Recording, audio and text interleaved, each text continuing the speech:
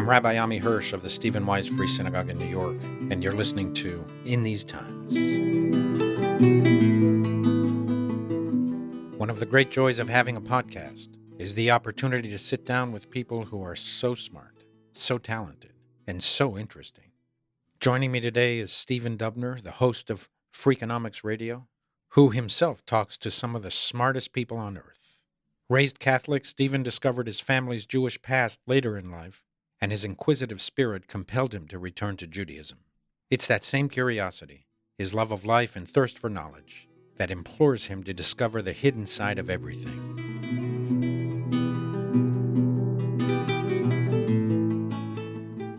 Stephen, welcome to In These Times. Thank you, Ami. I'm really flattered that you would have me. Are you kidding? It's such a great honor. I know, but you're my rabbi. Come on. Let's be real. As we have spoken before, I knew you way before I knew you. I was giving book reviews on your book, Turbulent Souls. This amazing. How were the reviews? Were they positive reviews, negative reviews? Well, I didn't know you, so I was teaching other people about this amazing author that I had not heard of before, who wrote this unbelievably moving book, Turbulent Souls. I kept on coming back to it. I kept on thinking about it. And then I joined the synagogue. I've been here since 2004. 1 year, I think it was around 2010, the Dubners joined the synagogue. And, you know, I write letters to new members and I invite them to come and speak to me. And I look at your letter and I say, Stephen Dubner? Is that the same Stephen Dubner? Oh, my gosh, I can't believe it. To be fair, there is a very well-known Stephen Dubner who lives on Long Island who is a landscaper and who has his name on trucks, which is something I have not yet achieved in my life. And sometimes his trucks will be driving around Manhattan because he's big-time landscaper, and friends will snap a photo. Now, he spells it slightly differently. He's a V Stephen. I'm a PH Stephen, but I'm occasionally confused with the landscaper. I have met him at a shul in, I believe, Sag Harbor, and it was a lovely gathering of the Stephen Dubners. So listen, the reason why I was so flattered that you and your family joined us when you had the full choice of all the Manhattan synagogues is because I was so moved and so admired by not only your book, of course, but the story that you tell in the book, which is your return to Judaism. Could you give us an overview of how that happened? Just share with us about your parents who were born Jewish and converted separately and how you found your way back. Sure. I'll try to thumbnail it because it's a long story. It's a complicated story, which is why it became a book. I certainly didn't set out to write a book, including myself. Let me put it that way. I grew up in a home where one didn't go looking for attention or accolades, and if one got them, one just dismissed them with a shy downward look and moved on to the next thing. So the fact that I ended up writing my first book, in fact, my second book too, about myself and my family has always been a little bit uncomfortable for me because I don't like being the center of attention. I was really shy as a kid, but my dad was a journalist. My mom was actually a writer, not for a living. She was actually a much better writer than my dad. She was just more talented, but she didn't do that for a living. And writing and journalism were a big part of our home in the middle of nowhere, upstate New York, which I'll get to in a second, which is to explain how my folks got there. But when I was very young, I discovered journalism and thought it was amazing because it gave you not only permission, but it required you to ask people questions. And as a shy person who wanted to figure out how the world worked, it was just an amazing bonanza for me.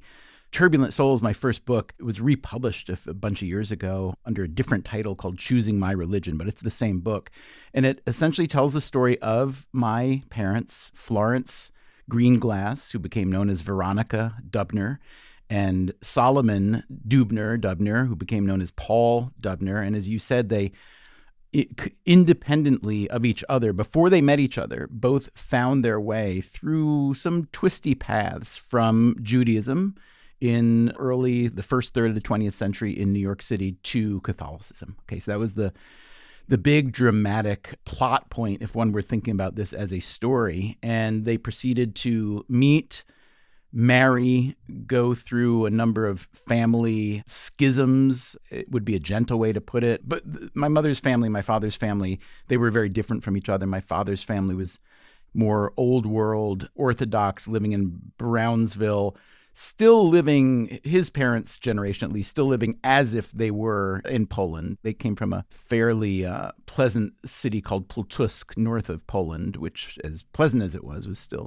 one of the first places eradicated of Jews by the Nazis in 1939. My mother's family had come from similar part of the world, but a little further east, and they were more an assimilating family. So they represented these sort of two versions of the American Jewish experience, one of which was assimilating much more. Anyway, my parents, having come from different backgrounds, ended up on the same path, bizarrely, which is going from Jewish to Catholic. Each of them, over the course of a few years, under the guidance of, in the case of my mother, a very strong mentor, a ballerina. My mother was a very good ballerina as a young woman and was heading in that direction. Then, as I said, they met, married. My father was essentially cut off entirely from his family. My mother's family didn't cut her off, but they still thought she was nuts. My parents then started to live their Catholic life to the fullest by procreating and procreating and procreating. And by the time they ended with me, I was the last. There were 8. So I was the 8th and youngest. And by that time, they'd moved first from Brooklyn, then to Long Island, then to upstate New York, outside of a little town called Duanesburg, very rural. And so I grew up there as a devout Catholic little boy in a very devout Catholic family. I was an altar boy from the time I could walk, practically.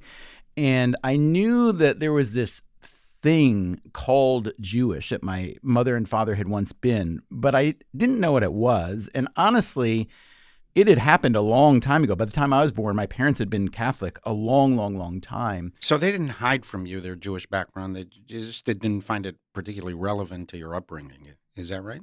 Yeah, I would say that their Jewish background fell in with a number of things that weren't talked about very much in families back then, including emotions and feelings. I mean, we know it was a really different time. So no, but they did not hide it. My mom's mom lived for quite a while. She would come visit. There was always a lot of anxiety around that with her and my mother. But yeah, she was around once in a while. My father, he became a very devout, zealous Catholic, but still would, on his way home from work, in Schenectady once in a while, would pick up a jar of Manischewitz gefilte fish and have it in the cupboard, and, would not always, but occasionally still have matzah in the pantry there. And he would have his little after mass gefilte nosh occasionally on Sunday mornings. I love that image. I have to tell you, you wrote the book, I guess, in the late 90s, if I'm not mistaken. That sounds right, yeah. It's over 20 years old, and I still remember the first time I read it. I still remember that image. It's an amazing image. Here you have not somebody who drifted away from Judaism, but somebody who actively chose to be a devout Catholic, and he's still eating gefilte fish and matzah during the springtime. And I think you had a passage in the book that he took you to a Yankees game, and he's eating a tongue sandwich. He did indeed. That is just so Jewish, and the image is so vivid. And also, both of them would speak Yiddish to each other, especially when they wanted to communicate something they didn't want the kids to hear, but also singing. Like, both my parents were very musical. It was a very musical home. I think my dad's his favorite song that he sang was probably by Mir Bist Du Schön. And then second was My Yiddische Mama. In retrospect, I guess it seems strange, but in retrospect, what I think is that they left Judaism for Catholicism, not because they hated Judaism, not because they were anti-Semitic, not because they disliked their families. They left because they each felt in very different ways. And this is why I wrote a book about it. I was trying to understand it because it didn't make sense to me. But they both felt in very different ways that they had been filled with the spirit of Christianity and all that that implied. For both my mother and my father, I think the thing that united them actually was the role of the Virgin Mary, of the Mother Mary, more than Jesus, actually. There was something about the maternal embrace of Mary that, among many things, made them feel that it was worth it to go against everything that their families and their families, generation to generation, on and on and on, had done, because they knew it wasn't a little thing or a small thing. They didn't leave it for nothing. They left it for what they saw as a larger thing. And to their credit, they, both of them, to the end of their lives, their devotion to Catholicism, they remained devoted. So they each came to this journey separately, and they met as pursuing Catholics or investigating Catholicism. Yeah, my mother had already converted to Catholicism at the time they met. This was during the Second World War. She was in New York. She lived in New York, was in New York City her whole life, really, until they moved upstate. My dad, he was stationed in the Pacific during the Second World War. He was a medic. He was back on leave. He went to a dance at a church right up the street from where you are at Stephen Wise. There was a party or dance for servicemen, and my father came and met with the priest. And by this point, my father had undergone a non-denominational Christian baptism overseas, thought he wanted to be a Catholic, but he wasn't sure. He had some more questioning and reading to do. He read an awful lot. And so he said to the priest who was running this dance, Father, have you ever heard of a creature like me, a Jew who wants to become a Catholic? And the priest who was running the dance said, have I got the girl for you? Because my mother had become a Catholic, had been baptized in that church not long before, maybe within the last year or so. My mom was on the Upper West Side because her ballet teacher ran her little institute up there. That's why my mom hung out on the Upper West Side. And so, yeah, my mom and dad met. They obviously had a spark. My father went back overseas. They wrote letters. He converted fully to Catholicism. Then when he moved back, they ended up marrying. Are they the turbulent souls that you refer to in the book, or is it all of you together? I think it ended up being all of us, myself included. As I noted earlier, this was a story I had not intended to be a character in. This book began as an oral history project that I wanted to give to my siblings as a Christmas present one year. So, I was, like I mentioned, the youngest of a big family. We grew up with very little money. When I was in college at this time when I started this, or maybe just out. I think I had even, less than $0. And so it was always a challenge to get Christmas presents for the family. I liked writing. I'd already been doing a lot of writing. I was also a musician at the time. I was in a band. That was kind of my first career. Oh, yeah, that's right. The previous few years, I had given my siblings tapes of our band, copies of demo tapes we were making. For Christmas present. And they hated them so much on me. Can't you buy me some kind of record player or something? Or even like a cardboard box, something useful instead of this. I was giving them that gift for a couple of years because, again, it cost nothing. I had it. And I thought, that's not a great gift. And what I thought I would do is interview my mother, because I did love to interview people. I liked writing. I liked history. And I thought, I don't really know the story of my mom and dad converting. I just don't know the basics of the story. I don't know anything. Everything we've been talking about now, I knew none of that. That all came from a couple years of interviewing and then reporting and doing research in other areas, talking to people other than my mom. My dad also had died when I was young. So there was a twofold impulse there. One is to learn and understand the story of their conversions, which were two, not one. And number two, to learn more about my father. I barely knew him, as a very young boy when he died. And so I began with these interviews with my mother. She had relocated to South Florida by then, yet another vestigial Jewish trait, the migration to South Florida along with the others. And yeah, it began a series of long interviews that were often a little bit more fraught with emotions that I had not expected to encounter. And over time, 5, 6, maybe 8, 10 years, really, it became a project, a research project, but then a lived project, because after I stopped playing music, I stayed in New York. I got exposed to all different kinds of Jewish ideas and Jewish people, Jewish teachers, and so on. And so by the time I was writing this book, I had become what I thought would be a minor character, but I ended up being a little bit more major, because by the time the book was really underway, I was living a Jewish life and no longer either a lapsed Catholic life or an active Catholic life. I just want to emphasize all of the family history that you're relating to us. You learned all of that as an adult already. Practically none of that was given to you as a child. Yeah. You didn't know your family backgrounds or... I didn't know their names. I didn't know the names of my grandparents. I was a little kid. I didn't even think about the fact that my father had grandparents, because since he died when I was 10, it's like, a psychologist might say, well, when that kind of disappearance happens, you adapt or you cope by being afraid of attachment or being accustomed to loss, all these different things. And I'm not saying those were not true for me, but one thing that also became true for me was just I wanted to exercise a curiosity of finding out more. Yeah. And so that was a lot of what drove this as well. So it's very impressive. I mean, it's obvious it comes through the amount of not only just time and energy and intellectual energy and research that you poured into this exercise, but I would venture to say also,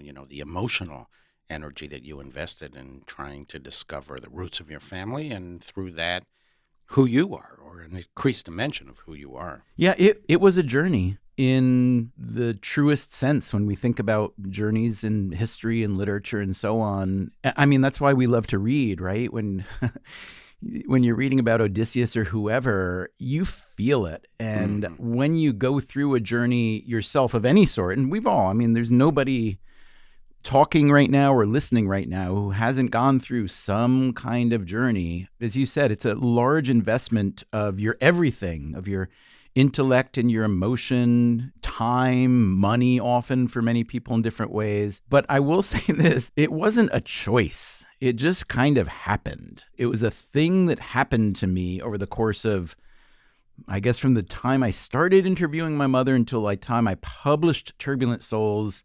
I'd have to do a little math, but I'm guessing it was about 10 to 12 years. And I was doing other things along the way. I quit music. I went to grad school. I started working in journalism, but my mind was always in that gear. And then my heart and soul, and then becoming enthusiastic about and intrigued by Judaism itself, the religious, the spiritual, the musical, the historical, all those components. It just became part of who I was. And so it was never work.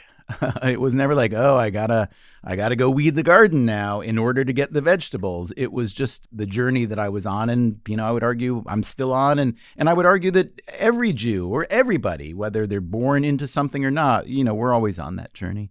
You put all this energy into a religious quest or a personal quest, some kind of odyssey to explore deeper who you are. And of course, as a rabbi, your story is always deeply moving to me because we're such a small people, and people whose Judaism either was hidden from them, and I've met many of those people as well in our congregation, or people who rediscover their Judaism and come back to the Jewish fold, is always a very, very moving story for me as a rabbi and as a Jew. And I think you wrote in your book that it was instinct that brought you back to Judaism, and that too was very, very moving to me. But in addition to that, and I suppose even the reprinting of your book, your story is also a story in general about religious seekers and generally about people who are searching for themselves.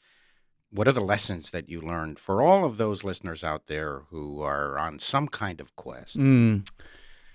Well, first of all, I'm a big believer in free will. So I believe that we can and should shape the direction and magnitude of our own experiences. Again, this is a personal belief. It's not provable, by the way, nor is the other end of the argument. But there's a phrase I think about almost every day that was taught to me by a mentor and friend of mine who was a big part of my Jewish journey, a fellow named Ivan Cronenfeld. And Ivan was a character himself, much larger than life character, who died a few years ago now. Among the many things he did, he was an actor, a performer for a while, then he taught acting for many years. He taught from a tradition that came from Stella Adler, the great acting teacher, who taught her method, primarily derived from Stanislavski, Konstantin, I believe, Stanislavski. And so it was very rabbinic teaching. In fact, really, Ivan was my first rabbi in a way. He'd be the first to admit that as learned as he was in Judaism, he was not close to a rabbi. So he also brought me to many, many rabbis over the first several years. The tradition that Ivan taught to performers, mostly actors, but he liked to have people like me, writers and doctors and others in his class, because he saw it all the same. He saw a creative life, living an honest, creative life as all the same, whether you were performing, writing, or whatnot. And one of the many maxims that he taught from Stella Adler via Stanislavski was your choice is your talent. And it took me a long time to really appreciate and understand that. But talent is one of these things that we, I believe, misconstrue at our own peril. Choice, however, we all have. And so you can choose to make good decisions, bad decisions, decisions of great gravity and import, and decisions where you're spending a lot of time on trivial things and so on. And so to anyone seeking out a way forward or a way to connect with their path, I think that's the most important part, is to realize that you have the choice about how you want to approach that, who you want to speak with. I'll be honest with you, my experience with discovering what Jewishness and Judaism really are was very satisfying, in part because I did approach it as a journalist, which means you ask an awful lot of questions. You don't worry if you sound childish. You don't worry if you say, I don't understand that, explain that to me. What do you mean by that? Why would so-and-so do such and such? How does that intersect with or go against the religious thinking in your family and so on? The only other advice I would give in this case is proceed with humility, which I would give in any case. And also, this is the one thing that I've always been leery of, is be leery of the fundamentalist impulse. It strikes me that no one is more zealous about the thing that they are than someone who used to be the opposite of that thing. And so I see that a lot in conversion. I don't mean just religious conversion, but people who switch political positions. You know, when you leave one position for what seems like the opposite, it's natural to cut off the other argument. And I'm a big believer in, like I said, free will. I'm a big believer in heterogeneity. I'm a big believer in trying to understand the perspective of other people and still maintain your values and your ethics, but not discount them just because they're different from yours. And I think that's always going to be a little bit of a temptation and even a danger in a religious journey. Stephen, you're a deep thinker. You've made a career of understanding how the world works. You've sold millions of books. You've got a radio program. You reach millions of people. What do you think about the state of American life right now? You're starting with a small question, huh? How are we doing? Things have changed so much in our day-to-day lives since the pandemic, the way we go to work, how we spend our money, even the issues we care about. What do you make of all this change? You think we're in a good place now? Okay. It's a really tough question. And I would say if you take 100 people and look for the most qualified to answer that set of excellent questions, I would be like 98. Okay. So just there might be a couple people worse than me, but I'll share with you my thoughts on this. Are we in a good place? You know, if you look at a lot of the measurables, the observables, right? So social scientists, and I hang out a lot with social scientists, a lot of economists, but psychologists, sociologists, and so on. Economists particularly like to talk about the observables and the unobservables. And most of us tend to pay a lot more attention to the observables because they're observable and they're easier to measure. Unobservables, however, are really important because those include motivation, emotion, prejudice, all these things, and good characteristics too, all different kinds of virtues as well. If you look, however, at the observables, which is what we tend to look at when we're thinking historically and from a macro perspective, we wrote about it a little bit in our first book, Freakonomics. There have since been several books about just this topic. If you look at the things like violent crime, poverty generally, the amount of war going on, et cetera, the big things that we really care about, civilization has continued to improve.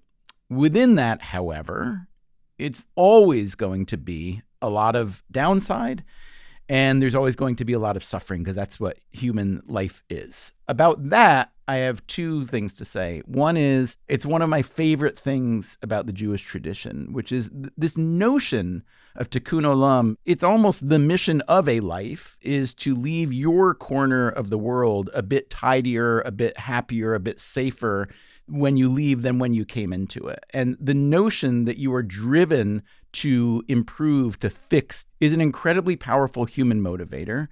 And it is the reason to complain. Like, I'm one of those people, I hate hearing people just complain when people are standing in a line at the airport or whatever, and they're taking so long.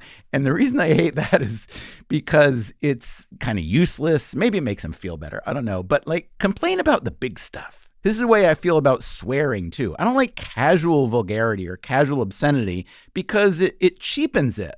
But when something is truly vulgar, use it then. So Yeah. I feel that if you are driven to actually leave the world slightly better than when you came in, that you inevitably go looking for the things that are lacking, for the areas that are diminished, for people that are suffering and so on. So that's one component of it. The other is that the way media works now, it's just much more powerful. Media has more leverage, more speed, and more reach than at any time in history by a long shot, by a factor of many. Therefore, we are all attuned to the bad stuff.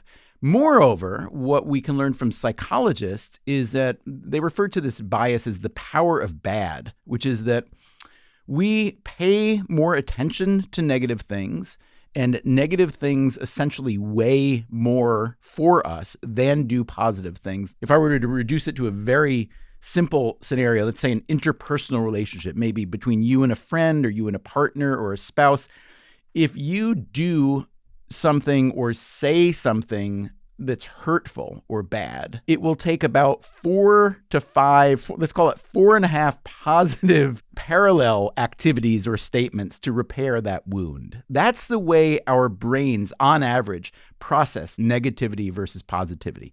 A good thing happens, yeah, nice, fine. A bad thing happens, oh my goodness, that's terrible. And so I think what we're seeing right now is a bit of a perfect storm where there's plenty of real bad news, and then also we accentuate the negative in a way that we never have before. Mm-hmm. So I don't mean to be Pollyannish. There's a lot of stuff going on right now that's really terrible. If you look back in history, was there a lot more that was even more terrible? I would say on average, yes. Anti-Semitism seems to be pretty particularly bad, even in America, where we'd thought we'd not be having these kind of conversations now. Was it worse in history? Well, plainly it was quite bad. Does that mean we should dismiss it now? Absolutely not. But a little perspective, I think, can go a long way. I agree. I'm familiar with the arguments. If you take a look at wars and violence and freedom, more people are living free now than ever before. There are fewer wars. Literacy. Literacy is a huge one. I mean, health, yeah. Right? People are living substantially longer than they did even 100 years ago. Mm-hmm. In every measure in this way, life, you can certainly make the case that life is better for more people. But it still raises the question, do we feel worse now than, say, 30 years ago? I mean, there's this sense that in America and around the world, things are worse when all of the factors that you cited a few minutes ago were also present 30 years ago. So is it social media, do you think? You talked about the speed and the overwhelming force of social media. Is there something about the way we're wired now in modern times that kind of leads us to think, oh, things are always worse? Your question makes me think of, I think it was Bill Clinton who, when he was trying to weasel out of something, he said, it depends what the meaning of is. And I would throw that back to you and say, it depends what the meaning of we is. Do we feel worse? So the fact is that, let's say rich Westerners, which by definition, just about everybody who's listening to a podcast from Stephen Wise is. We were born in a place and time that has been remarkable in terms of prosperity, okay? If you want to say, is it worse now? Are we worse off than we were 30 years ago? Or do we feel worse about it? I would say that probably there are a lot of people who do, for sure. Absolutely. For a variety of reasons that we've talked about a little bit now. But when we say we, that makes me think, first of all, let's take the median 50-year-old, 30-year-old, 10-year-old person in India or China or wherever. Are they worse off than they were 30 years ago? Are you kidding me? That is I don't want to say it's a miracle of prosperity, but if you want to consider yourself a progressive, thoughtful, loving person, part of that is you care as much about other people's success and health and happiness as your own. Now, we know that nobody cares about other people as much as themselves and their family. That seems to be almost humanly impossible. But we also know that's part of our progressive, loving code, which is to care about others a lot. And so if you do embrace that code even a little bit, you have to say, well, is it true that American democratic capitalism, and throw in another couple frameworks there to describe where we've been for the past bunch of decades, if it's got noisier, coarser, more annoying to many people, yeah, I think that's probably true. Is it also true, however, that the freedom and openness and dynamism that account for those things have also contributed a lot to the prosperity and happiness of many, many, many, many other people around the world? I think that's also true. So I think this is why, look, economists are weird people by their nature. It's a strange discipline because it's a social science, but it's also extraordinary mathy. And so the number of people who end up in there, if you look at them on the Venn diagram, it's a very thin part of where the two circles would intersect. But one thing that I love about how economists think is their first instinct is always to do some kind of cost-benefit analysis and say, okay, this thing that is really agitating me right now, that's really making me angry, that I think is really terrible, that is the cost of what action, of what input, of what cause. Once I've identified that cause, then I want to say, well, what are the benefits of that cause? And is this just a case where I personally don't get to share those benefits and I'm feeling all the cost? Or is it the case that a lot of other people are getting to enjoy those benefits more than me and I'm jealous? I think that is a useful way to think about the world, because my problem with focusing on and accentuating the negativity and getting caught up in the negativity is it can kill your spirit. And there's a lot of research that shows that one of the most powerful ways to fix anything is to be hopeful and optimistic about it. And I'm not saying you should be Pollyannish or optimistic about everything all the time, but if you persuade yourself that the world is garbage and it's getting worse every day and it's hopeless, I mean, look, plainly, people are thinking that way. There's evidence for it all over. I'm a big believer in the fact that most people on this planet are interested in living a good life for themselves and their families and wish the same for others. I'm a big believer that human innovation and technology continue to provide lots of challenges, but also lots of benefits. These debates, we're just starting to hear a lot now about artificial intelligence in the form of Chat GPT, this AI engine where you can ask it a question and it'll give you an answer. Immediately the news coverage is, oh my goodness, this means that everybody will cheat on their exams at school. Really? That's your first response, as opposed to how about, oh, I wonder if I can get it to help us interpret ancient texts. I wonder if we can use AI to do a better job interpreting medical imaging. I wonder if we, on and on and on and on. So I don't mean to be overly optimistic, but I do feel optimism is an incredibly powerful force. I resonate very much with what you say. It's what I try and explain to the Jewish community as well. We're a famously argumentative people. You might have picked up on that on your search even. In fact, that you continued the search is a testament to your strong personality. I fit right in, honestly. But with respect to all of the problems in the Jewish community, including, as you say, the uptick of anti-Semitism, even in this country, which we need to pay careful attention to. If you take a look at the Jewish condition, if you know Jewish history, it's never been better. There are more Jews who are more educated, more affluent, more literate, more influential, more well-respected than at any time in Jewish history, for sure, since the destruction of the ancient kingdom 2,000 years ago. And we now have a Jewish state. Generation after generation prayed for the restoration of Jewish sovereignty. We're living in that era, despite all the problems. I mean, in a sense, you kind of pray to have those problems rather than the problems that the Jewish people endured over the past 2,000 years. And even when you talk about complaining, there's something very fundamental about the Jewish outlook on the world.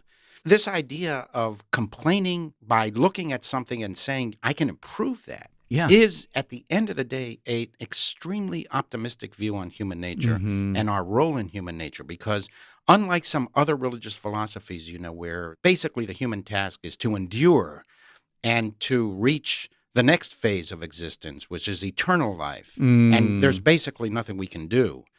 For Judaism, the Messianic era is ushered in. It's forced into history by what we do in history. That is, Kafka actually came up with a phrase that was just so brilliant and so Jewish. He said, the Messiah will come a day after the Messiah is no longer needed. Right? And so that kind of encapsulates the Jewish perspective of looking at a problem, solving the problem, optimistic that, in fact, it's within human capacity to solve this problem.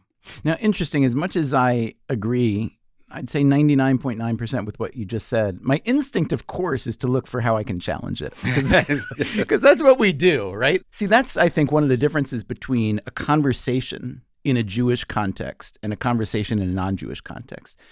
A conversation in a non-Jewish context is always like, hey, did you see that thing? Oh, yeah, I did see that thing. Wasn't it great? Yeah, it was fantastic. Yeah, wasn't it fantastic? It was just great. The two Jewish guys, hey, did you see that thing? Yeah, it was all right. What did you think? Well, no, I thought it was pretty good, but, it didn't really do this or that. Well, why do you think it should have done that? That's the point. It's funny you bring this up. When I was, just neck deep in my journey to go sort of back to living a Jewish life, even though, I hadn't lived one before, I was spending a lot of time with my mother, and who was by now toward the end of her life. I was visiting her in Florida, and she was frustrated with my return to Judaism primarily because she, as a deep believing Catholic who knew her Catholicism very well, but did not really know all the ins and outs of what the Second Vatican Council had produced. Had she known that, she would have known that it would have been okay. Right? Because the church's view did change. But at the time, her thinking was, she's going to die, she's going to go to heaven, and only Catholics go to heaven. And therefore, if I'm no longer Catholic, that she'll never see me again once she dies. Mm-hmm. That was her thought process. And she literally believed that. Yes, I believe so. I mean, we talked about it not quite as directly as I just put it, but quite directly. And so that was, I would say, her chief frustration with my return to Judaism. First of all, you have to understand, I was, as the last kid in the family, the fact that I didn't become a priest was particularly troublesome to her, because you're not really considered a great Catholic mom if you have a bunch of kids, if you don't have at least one priest. And believe me, none of my older brothers were priest material on a variety of great people, but not priest material, okay? And I was a pretty pious kid, or at least a very obedient kid. And so I didn't become a Catholic, and then I became a lapsed Catholic, and then I became Jewish, and that was problematic for her, like I said, in part because she believed in the view of the afterlife that I just described. As we're in the middle of this contention, I remember I was visiting her down in Florida, and she was really upset about some local matter. I don't remember if it involved the city council or the school board, or maybe even like the homeowners association, something that was really frustrating to her. And she was like, well, I'm going to pray on it. And that was kind of the end of it. Mm. And what I didn't say to her, out of respect, because I loved my mother and I respected my mother, what I wanted to say was, Mom, pray if you want, great. But how about organize a committee and get in there and fix the darn thing? I don't mean to say this is how Judaism is versus how Catholicism is. It's not, I don't mean to be that reductive. But it was a frustration to me that there was so much value placed on, not only literally the afterlife, but the rewards for living a pious life, as opposed to the rewards for the actual good deeds. And believe me, my mother did more good deeds than you and me and probably everybody we know combined. Mm-hmm. She was a deeply, deeply kind and loving person who was really good to everyone, and she helped a lot of people in a number of ways. So it wasn't about a selfishness, but it was about, I don't want to call it a small-mindedness, but it was not the agitation of the Jewish condition that says, no. This cannot stand. We need to find a way to address this, as opposed to saying, hey, God, if you have the time, take a look at this thing, would you? Okay.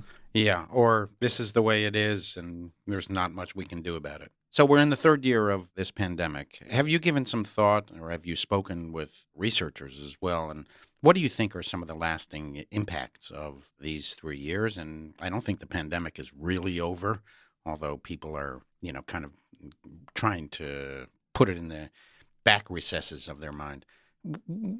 Looking back 10, 15, 20 years from now, how do you think we'll view these years of the pandemic?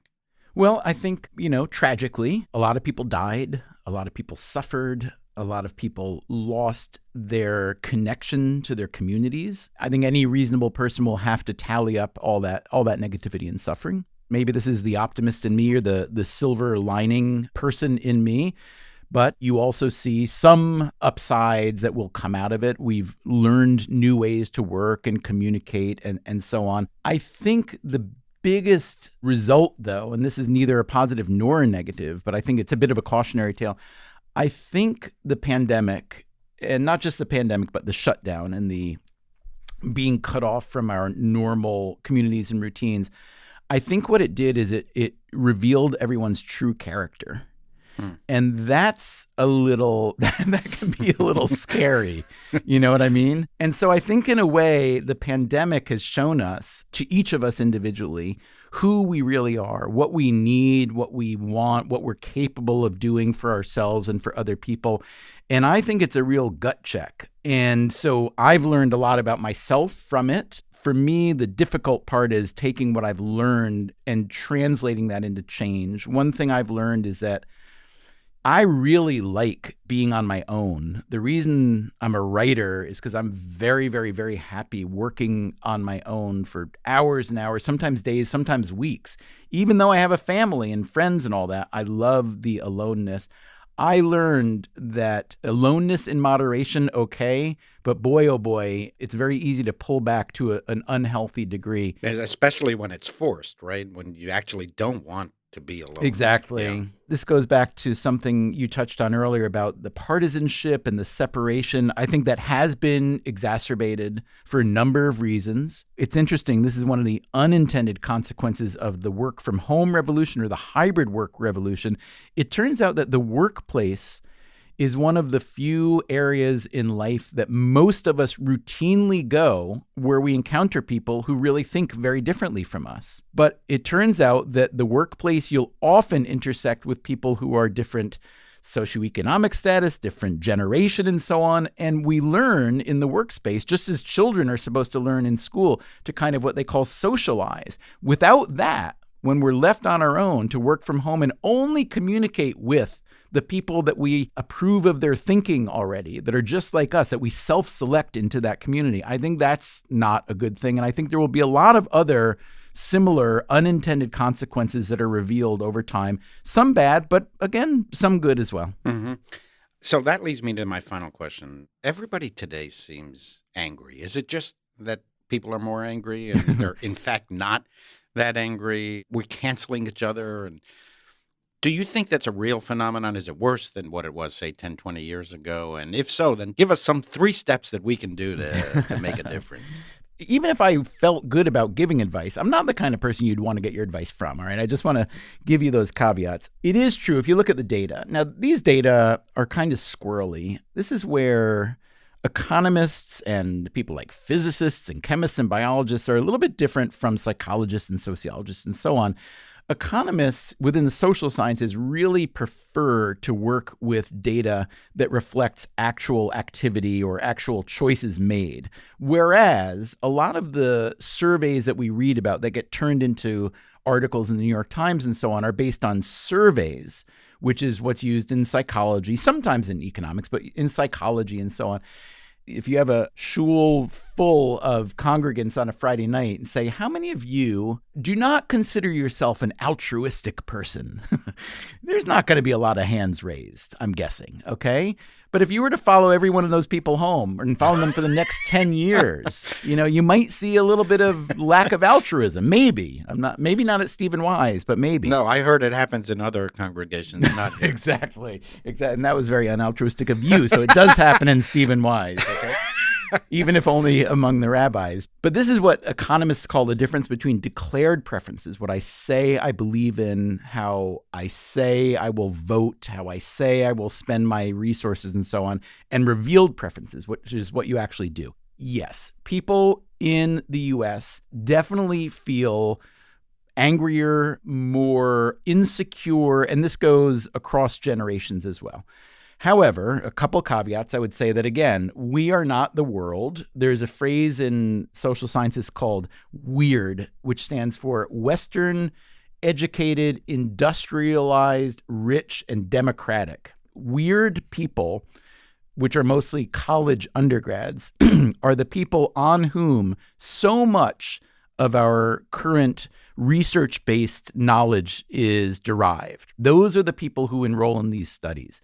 If you look across the world, you'll find that preferences and decisions and choices are very, very, very different. So I think that when we ask a question like you're asking now, which is, are we angrier than we were 20, 30 years ago? If the we is Americans, American Jews maybe, American Jews in New York City, I think the answer is probably yes, a little bit. I think if you think about the human community, I think you probably come up with a slightly different answer.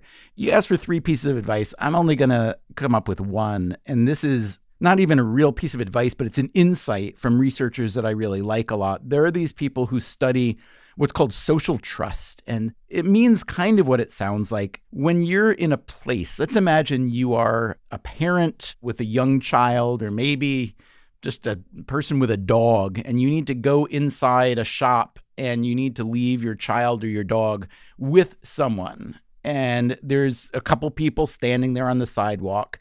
Would you trust them for 3 minutes? Hey, would you mind watching my ex while I go inside? That's kind of one way to think about social trust. Do you have faith that the people around you that you don't know in a social construct are generally honorable, decent people, okay? The social trust numbers in the U.S. were higher than they are now in the 60s. They've gone mostly down, up and down a little bit, but mostly down. Our numbers aren't the worst in the world, but they're not the best. There are places in the world where the numbers are higher. You know, no surprise, Scandinavia. Scandinavia is the answer to everything, it seems. Australia, they're higher. Some of Western Europe and so on.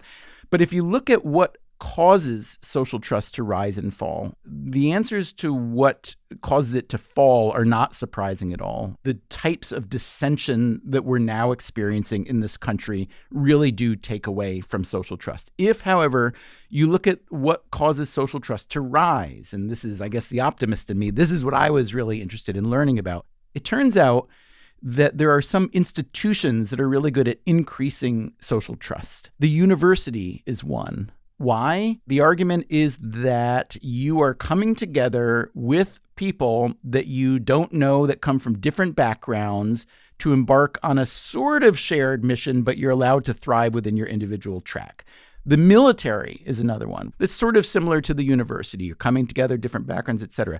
Sports teams are a fantastic generator of social trust. So I think the biggest thing that we can all do is to try to look at our own lives. And this is difficult the older you get, because the older you get, the narrower we tend to get in our interests and our preferences. There was a nice study done by Robert Sapolsky years ago who found that by the age of 35, most of us will never again try a new type of cuisine, a new type of music. We don't want to go anywhere we haven't been, and so on. And that's a terrible thing, because we humans, I believe, especially within the Jewish tradition, always want to be exploring, investigating, growing, expanding. How can I make myself better, stronger? How can I make other people better, happier, and so on? And so I think the one piece of advice I would give is just to get out there in some way, virtual, real, whatever, and start connecting with people who you think have nothing to do with you, people you think you may have nothing in common with, even people that you think may actively dislike you for some reason. Reach out, try to make those connections.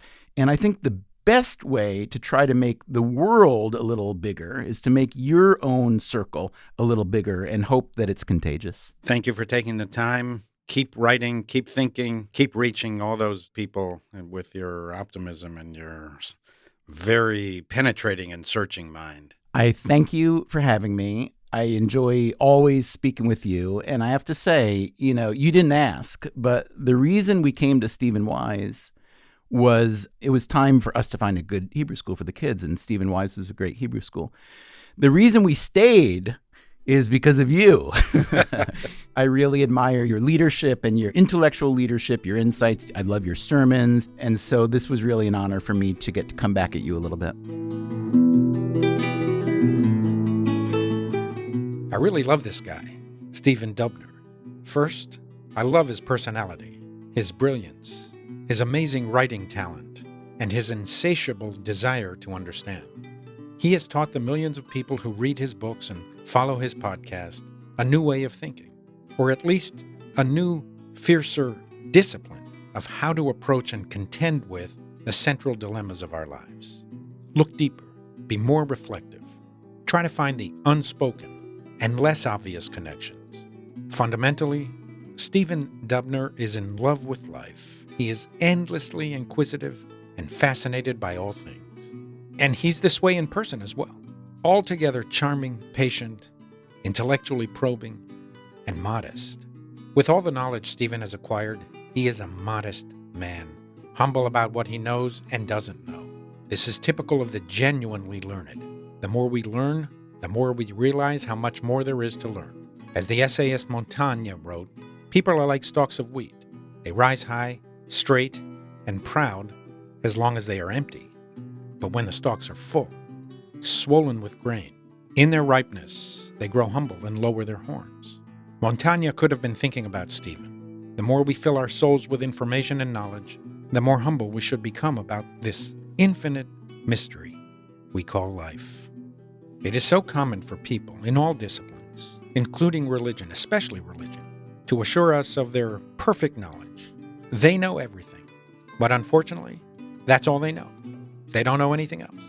They know everything about the economy, except when it collapses. They know everything about warfare, except when defeated. They know everything about the human mind, except when they don't. W.H. Auden said about psychoanalysis, "Today, thanks to Freud, the man on the street knows that when he thinks a thing, the thing he thinks is not the thing he thinks, but only the thing he thinks he thinks." Mark Twain, another one of those Americans who constantly strove to look deeper into the meaning of life, wrote, "I was born modest, not all over, but in spots." Stephen Dubner is modest all over. That's who he is. Second, as a rabbi, I love Stephen's story and life's journey. I do not presume to speak for him, only for me, but I was so moved by Turbulent Souls because I view Judaism primarily as a civilization. We are not merely a religion in the conventional Western sense. Jews are a family. Judaism is the faith and civilization of the Jewish family. We are a people. It is this principle more than any other that distinguishes us and makes us who we are. As Stephen described in his book, what determined the Catholicism of his parents was faith, a gospel of beliefs. What determines a Jew is family. Were we born into or later joined the Jewish family? Of course, Jews have faith too. We believe many things that forever changed human civilization.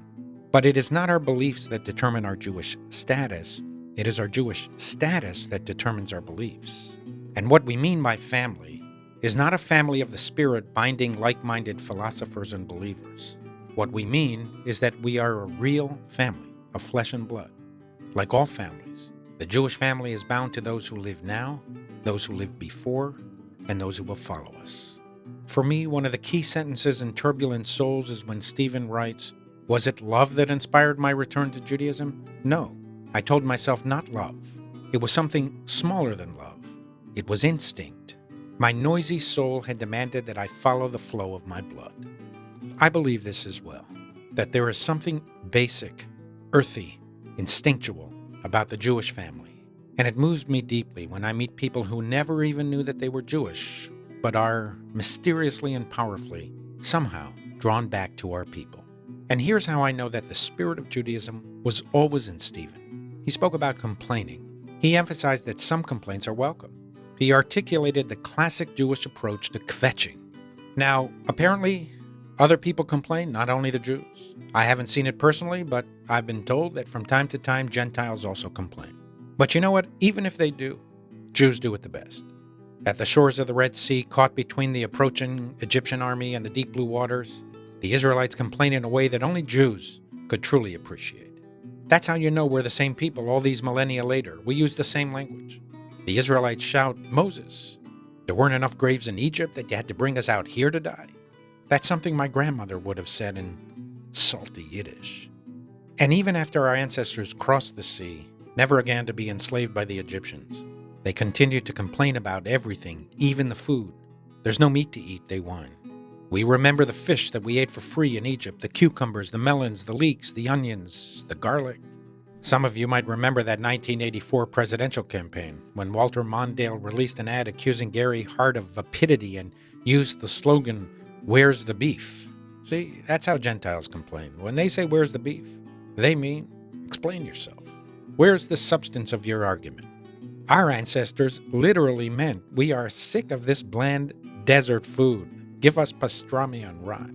The wilderness broke the Israelites down so that they could be sent forth on a new morning, a new people, a nation devoted to freedom, righteousness, and justice.